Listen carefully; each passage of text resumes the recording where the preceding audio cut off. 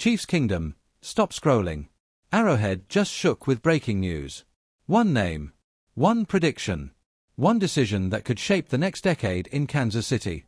Eric Bieniemy is back, and this time, it feels bigger than just an offensive coordinator hire.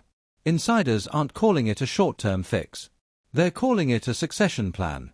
A physical wide receiver from San Francisco is suddenly being linked to the Chiefs as the perfect free agent target. And Kansas City just brought back a defensive back who could quietly save millions against the cap. The first domino has already fallen. And when Andy Reid eventually walks away, there's one name already being whispered inside the building. If you bleed red and gold more than you hate the Broncos, hit like, because this changes everything. Let's start with the question Chiefs Kingdom doesn't want to ask out loud. What happens when Andy Reid retires? The answer might already be inside Arrowhead. Eric Bieniemy is back as offensive coordinator, and NFL analyst Bucky Brooks recently predicted something that has Kansas City buzzing. Bieniemy's best chance to land a head coaching job might not be with another franchise. It might be right here. Because when Reid calls it a career, there will be powerful voices advocating for Bieniemy, including Patrick Mahomes. Think about that. Mahomes' endorsement. Locker room respect. A proven history of winning. From 2018 to 2022, Bieniemy coordinated an offense that won 2 Super Bowls, appeared in 4 straight AFC Championship games, and finished first in total yards and points per game in 2022, the year Mahomes won MVP. The offense was explosive, disciplined, relentless. Since Bieniemy left after the 2022 season, the Chiefs' offense has lacked consistency. Too many penalties. Too many drops. Not enough physicality. In 2025, Kansas City ranked near the bottom of the league in rushing offense, a massive drop from the balanced attack they once had. That's where Bieniemy makes his mark. He's coached elite backs like Adrian Peterson, Jamal Charles, and Kareem Hunt. He demands accountability. Players respect him because he pushes them. If he restores discipline, rebuilds the run game, and protects Mahomes, it becomes impossible to ignore his impact. And when Reid eventually steps aside, whether that's in 2 years or 5, Mahomes will absolutely have a voice in who leads this franchise. So the question is simple. Should Eric Bieniemy be the next head coach of the Kansas City Chiefs? Drop your answer below. But Bieniemy's success depends on the weapons around Mahomes. And that brings us to a name gaining serious traction, Jauan Jennings. For years, the Chiefs have prioritized speed at wide receiver. Tyreek Hill. Mecole Hardman. Xavier Worthy. But what if Kansas City is finally ready to add size and physicality?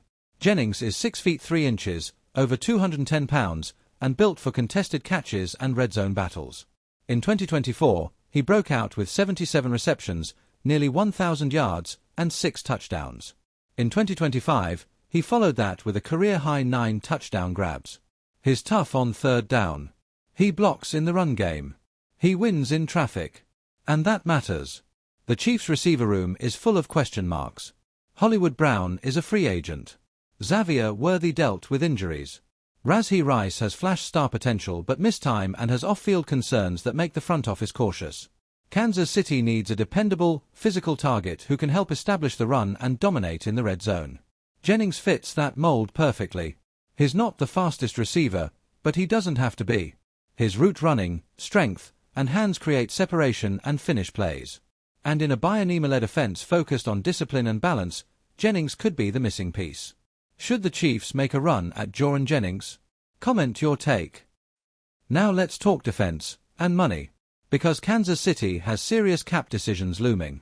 The Chiefs are projected to be tens of millions over the cap heading into 2026. Restructures for Patrick Mahomes and Chris Jones feel inevitable. Tough cuts could be coming. That's why the signing of defensive back Tanner McAllister to a reserve futures deal matters more than it looks. McAllister has bounced around practice squads and appeared in limited games.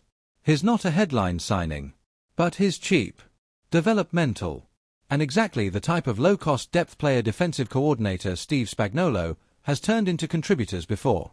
Every dollar saved on defense could mean more money allocated toward offensive weapons.